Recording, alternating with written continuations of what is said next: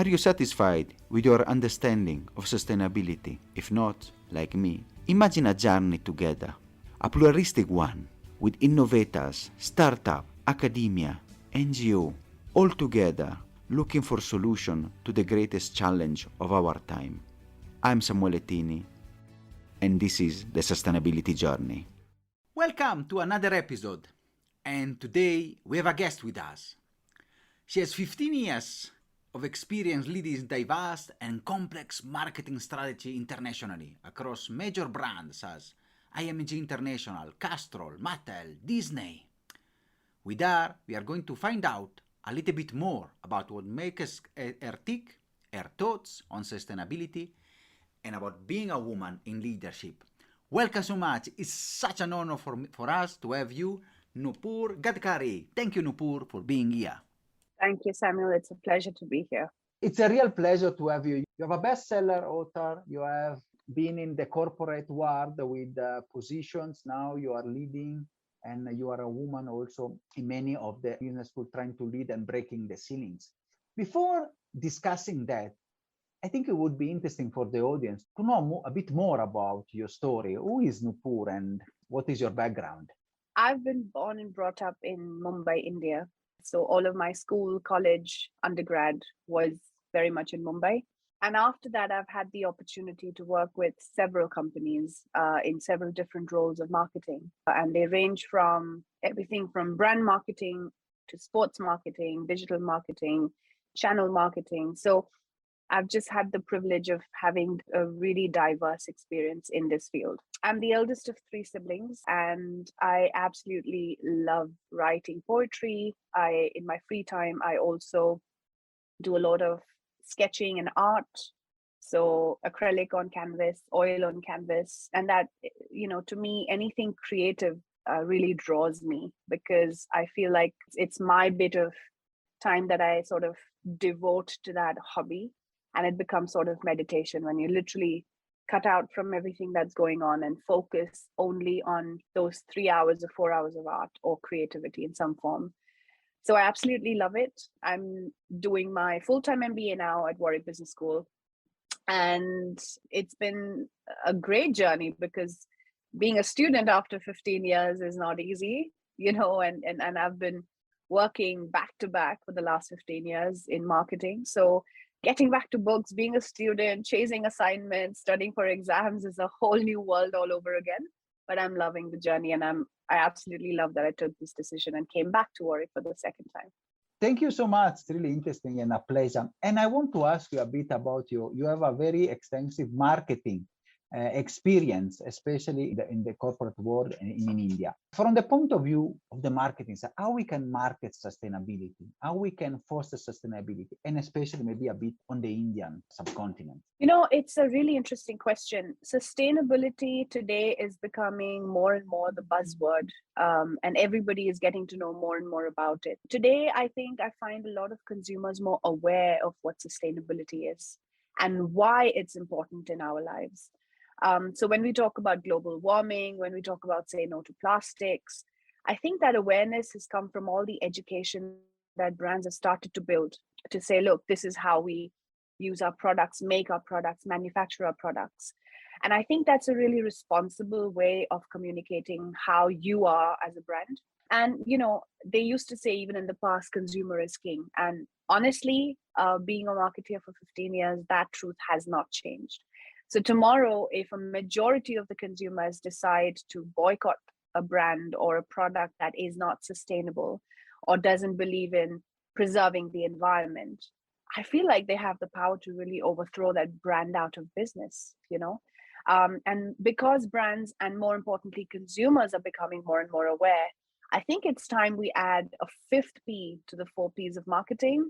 So, you have the product, price, place, and promotion, but I think we need to add planet, because preserving the planet is absolutely key. And if consumers decide to say, I'm sorry, I believe in sustainable products end to end, so if you don't change, we're not going to buy, that will put a lot of pressure on companies that aren't doing anything sustainable yet. And because this is becoming a worldwide phenomena, it's not just true for India, but it's true for every other country.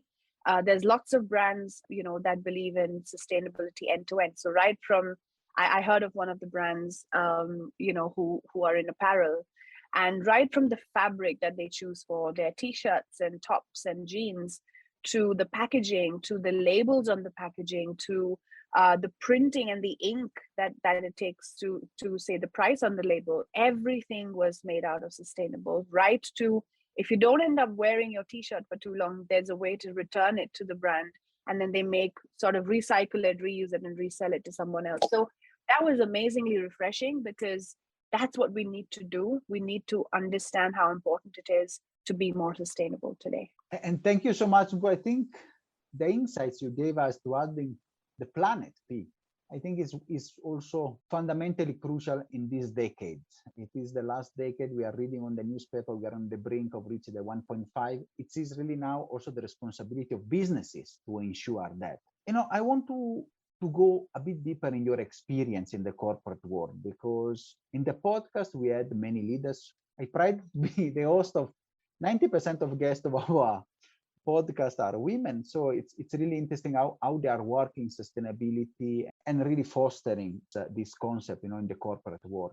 And I want to ask a bit of your experience in how to be a leader, especially in the business world, and given your also focus on sustainability. Which are the stories that you can share with us, and how you have broken some of the ceilings that still held women? That's my favorite question, Samuel, because in the corporate world, in the last 15 years, so much has changed for women. And women in business is now becoming a buzzword, is also now becoming something people are looking to, have a part of their diversity and inclusion agenda.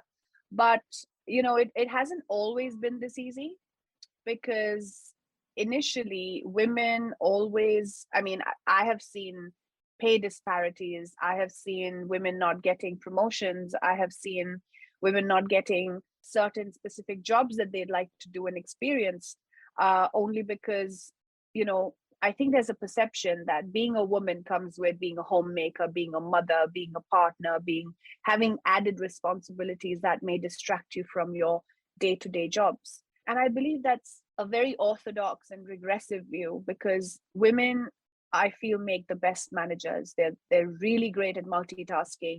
They're able to balance the practical and the emotional quotient. And this is not, I'm not saying this because I'm a woman, but I have noticed more often than not that women are able to take more sound decisions as well in certain situations. This is not to have any sort of bias to either gender, but being a woman, I've had some really tough questions, because I remember in interviews sometimes the outcome of me getting a job would be largely dependent on, I remember once I got asked, so are you planning to get married? And I said, I'm sorry, that's a little personal. And, this person said, yeah, but we just need to plan, because if you get married and then you have, you plan a family, and then, so we've got to, and I said, that's got nothing to do with my merit and how I fit this role and how I know I can contribute to this role and be really good at it. I've also had some people, ask me questions about, oh, we didn't know you knew pricing strategy. And I said, why would that be a question? No, we never thought you could do pricing. You could price a product. You could come up with a pricing strategy. And to me, those questions were so vague and they were so different. And I said, why the distance and the discrimination, or the, or saying we didn't know you could do it? It's not been the easiest. So I feel like every woman today needs to understand her potential. I think it's very important not to fall into the traps of all these dialogues and big labels people give us. I haven't had it as hard as some other women. Some stories are really horrific. But I think you are your own person. You are the only person who can break your own glass ceiling, and you have the power to change how people look at you. It's not to say you have to prove something. It's to just be yourself. And it's not been easy for me, but at every time I had to define my boundaries. I had to define what I am in a corporate world. And slowly but surely we got to where we are. And it's been 15 years now with some really amazing brands. Sometimes when I hear the stories, and many they've come also in the podcast, it's really saddening, to see still this blockage and those type of questions. It's also not wise as a business perspective. You are chasing away talent. it's really not also wise as a business decision. But I can see, and we can see the process, and people like you that really speaking out and being leaders, a women leader, and also helping others, coach other women, especially in your role in the business school. It's really important. And I want also to discuss a bit this, you are the leader of the marketing group, you are working with the students, you are coaching women leaders. If you can explain a bit your role and the work that you are doing. Sure. So my current stage as a student at Warwick Business School, I am the ambassador for the school. I'm also a part of the Global Mentoring Steering Committee. So I'm a mentor myself, and year on year, we get a bunch of mentees matched to us so we can help them in their journeys and help them navigate their journeys and decisions, usually in their professional lives. And I've also taken up some roles as a part of my student year, because I don't know if I'll ever get that opportunity again. I'm the co-president of the marketing club, and I'm also the content director for TEDx Warwick. And all of these roles essentially have different reasons and the why I sort of decided to associate with them. Essentially, being a mentor, for instance, is I feel very passionate about it because I never had that opportunity when I was in my formative years in my career. And I feel like a mentor can add a lot of perspective because he or she is so experienced in their field. They've seen more of the career world and the corporate world than us. And I feel like sometimes those drops of wisdom are so important to sort of help you navigate your journey in your life. And all of us have a different journey where in our personal lives, we're at different stages. So, a mentor adds that insight. And I think for me, my mentor constantly pushed my boundaries, pushed me, challenged me to be almost like a better version, like a better 2.0 version of Nupur, which I wasn't thinking of, but then that conversation helps. So for me, it was about giving back when I decided to become a part of this program, and how I can, help someone else who was at the same stage as me in their life. Being a part of the marketing club and being the co-president, it was a no-brainer for me. I absolutely love marketing. I breathe marketing. I live marketing. And it's been my life for so long. I'm so passionate about it. And I love that it brings out, pushes me to think harder, pushes me to think out of the box. So for me, when I was a part of my cohort, I realized that not everyone comes from a marketing background. Some people are from the sales background, business development, operations. And then to me, I decided if I had the chance to show them how amazing marketing is, if we have some great industry speakers as a part of the club or discuss some case studies that might give them a better insight, then why not? Because I really, really love marketing. I do. So that's why I took on that, the role of being the co-president for the year. And we've had some amazing, amazing speakers this year. And with TED, I am a absolute strong believer that an idea can come from anywhere. It can be, someone who is working in the admin staff of your office, to the CEO, to the managing director, to someone who just delivers milk. Because honestly, ideas are powerful and they can come from absolutely anywhere. So TED is all about ideas. TED is all about giving ideas a platform so they can get heard and seen. And because I believe in that as well, I took on this role. So it's been a great year with some amazing extracurricular activities. Let me also say it's not been the easiest because the MBA is so intensive and it's a full-time job, if I may say that. But being a part of all of this also opens your eyes to newer perceptions, gets you to meet new people, young and old, gets you to understand their perspective. So I think every experience is a learning for me, and that's what I'm trying to do this year. Thank you so much, Nupur. It's wonderful. You are doing so many things, and you just had, I think last month, a wonderful TEDx at Warwick with wonderful speakers. You have organized a greater, and some of the speakers also came already in the podcast. And you have not mentioned, you are also been nominated few days ago, MBA to watch, but Poets&Qants. So it's really, you are a rising star and doing so much and working a lot. And your passion, especially in the mentoring, is a testimony of your work and how you want to give back. And I mentioned also another thing, another feather on Nupur for Nupur.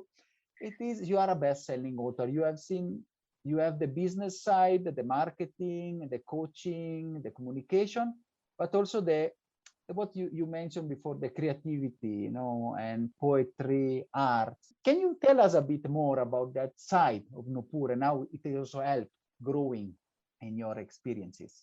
My journey has its ups and downs, and it's had its lots and lots of learnings and lots of experiences. So I started writing when I was about 14 years old. And I used to write because it was a way for me to channelize at the time how I was feeling or what I was seeing or what I was observing. And I never really, started writing with an intention to publish. I started writing just to feel better, to channelize all of my feelings and emotions and energies into words. And I realized that writing is therapeutic. Writing helped me feel lighter. It helped me sort of have a friend in a book. And I would keep doing that as many times as I remember. And just recently, 2 years ago, I remember starting my handle called Verses and Sonnets on Instagram and Facebook. And I started publishing some of this just, on these pages for free. I mean, there was nothing. Today, my Facebook page has 20,000 followers. My Instagram has about 3,000 followers, and it's growing. And it's not just so much about the numbers. It was more about what people were writing to me. They, so many people and readers said, this is what I'm going through right now. Thank you so much for sharing this. This is what I remember feeling at that time. Thank you so much for sharing that. And what I started realizing is that whatever I was writing was resonating with some people. And I said, at the time that you were 14, you didn't have this friend. You didn't have a verse or a sonnet or a poem to turn to. You didn't have a book to read that could help you feel better because you were writing. So why not publish what you've been writing so that more people can benefit from it? And what if this book becomes a friend to someone else when they really, really need it? And that's how that journey started. And that's how I decided to publish. And little did I know, the response was amazing. The book got launched and went on to become an international bestseller, went on to become an Amazon #1 in 3 categories on Amazon. And I was a bit overwhelmed because I didn't know that so many people would accept it with open arms and give it so much love and support. But more importantly, I'm just happy because all of the wonderful words I get to read after people have read the book.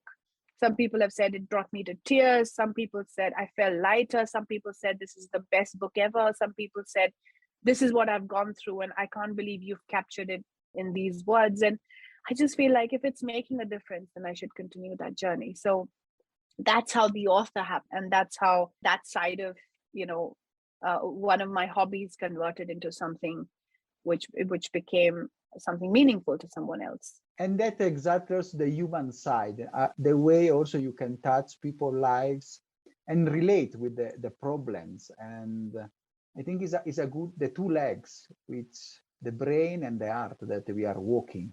You are very good in your work in marketing, the business and the rational side, but you're also able to get through and also get the people. As you said, when you write, you touch people's heart and soul. So it's really important for us. And I want you to appeal a bit on that side of Nupur, the touching the hearts and soul, to give us a message, for the audience, the vast audience that is listening to us. See, what are your thoughts and what is your call for action? I feel like I would leave everyone with one message, that be proud of who you are. Everybody has their own journeys, their own learnings in life, and there is no right and wrong. You've got to be true to who you are, and you've got to be proud of that. It took me a long time to realize who I was, to have, some level of self-worth and accept that this is who I am. So be proud of who you are, be kind, and be truthful as much as you can help it, because life has its own twists and turns, and there's lots of distractions, diversions, but you've got to be able to look at yourself every day. And I remember writing this one line when I was probably not in a great space. And I remember writing, you are your own silver lining, because there's no cloud and it's just you. So it's up to you to create that silver lining. It's up to you to be that silver lining and believe that you can be. So all I would say to everyone listening is believe in yourself. I know it sounds cliched and overly said, but believe me, when you realize your own potential and you realize what you're worthy of, there's no looking back. And I'm learning every day. I haven't yet reached that end, and I'm learning every single minute of how that journey unfolds. And so far, it's been amazing. So be proud, be brave, and be your own silver lining. Thank you so much, Nupur. It's been a real pleasure, and thank you for these words. I think are really insightful for us and also for the discussion we had. So I'm really honored to have you as a guest, and thank you for the insights and for the work that you are doing. Thank you so much. So happy to be here, Samuel. Thank you for this opportunity. Really appreciate it. Are you satisfied after this wonderful episode? Let's continue together our sustainability journey.